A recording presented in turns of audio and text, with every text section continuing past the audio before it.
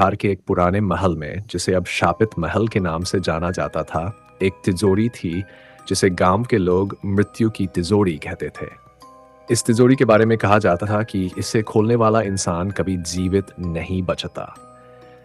यह तिजोरी महल के तहखाने में थी और किसी ने उसे छूने की हिम्मत नहीं की थी। गांव में एक व्यक्ति था जिसका नाम था सुरेश। वह बहुत ही जिज्ञासु और साहसी था। वह इन भूतिया कहानियों पर यकीन नहीं करता था और उसने ठान लिया कि वह उस तिजोरी को खोलेगा और इस रहस्य को सुलझाएगा। गांव के बुजुर्गों ने उसे रोका, लेकिन सुरेश ने उनकी बातों को नजरअंदाज कर दिया। वह उस रात महल के तहखाने में जाने की तैयारी करने लगा। अगले दिन सुरेश ने एक लोहे की छेनी और हथौड़ा लिया और महल के तहखाने में पहुंच गया। तहखाना बहुत ही अंधेरा और भयानक था। चारों ओर जाले और धूल जमा हुई थी। तहखाने में हवा ठंडी और भारी थी और एक अजीब सी बदबू फैली हुई थी। सुरेश ने महसूस किया कि जैसे वहां कुछ छुपा हुआ है, लेकिन उसने अपने डर को काबू में रखा और आगे बढ़ा। तिजोरी एक कोने में रखी हुई थी। वह एक पुरानी और भारी धातु की बनी हुई थी, जिसके ऊपर कई ताले जड़े हुए थे। सुरेश ने जैसे ही तिजोरी को छुआ, उसे एक ठंडा और भयानक एहसास हुआ। उसने धीरे धीरे तिजोरी के ताले तोड़ने शुरू किए। तिजोरी के चारों ओर हवा अचानक भारी हो गई और एक अजीब सी फुसफुसाहट सुनाई देने लगी। सुरेश ने इस बात की परवाह नहीं की और तिजोरी को खोलने में लगा रहा। जब उसने आखिरी ताला खोला, तिजोरी का दरवाजा अचानक अपने आप खुल गया। तिजोरी के अंदर एक प्राचीन मूर्ति थी जो एक देवी की थी। सुरेश ने मूर्ति को देखा और उसकी आंखों में एक अजीब सी चमक महसूस की।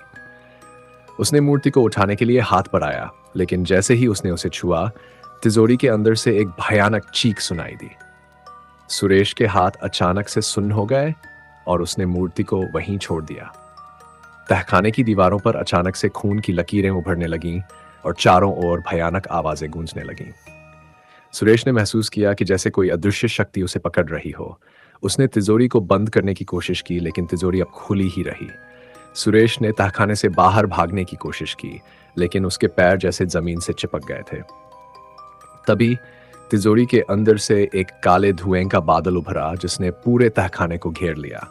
सुरेश की आंखों के सामने अंधेरा छा गया और उसे ऐसा महसूस हुआ जैसे उसकी आत्मा उसके शरीर से निकल रही हो। अगले दिन गांव के लोगों ने सुरेश को महल के तहखाने के बाहर पाया। वह पूरी तरह से बेजान हो चुका था और उसकी आंखें खुली हुई थीं, जिनमें गहरी दहशत थी। उसके चेहरे पर एक अजीब सी शांति थी, लेकिन उसकी आंखों में मौत का खौफ साफ नजर आ रहा था। गांव के लोग कहते हैं कि सुरेश ने उस तिजोरी का शाप अपने ऊपर ले लिया था।